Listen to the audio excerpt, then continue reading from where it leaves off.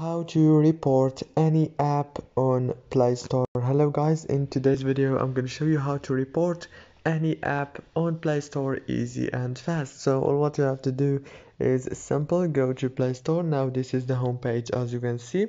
Now choose the app that you want. You found a problem on it or something not illegal.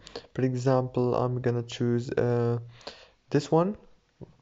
Now let's say that you find something on this app. Of course this app is so famous, so I'm not gonna report it because it works good. Now all what you have to do is go to the top corner and click on those three dots. Click on those three dots right here and click flag as inappropriate. Click on it like this, and now choose the reason why you are reporting this video. Choose one and click submit right here.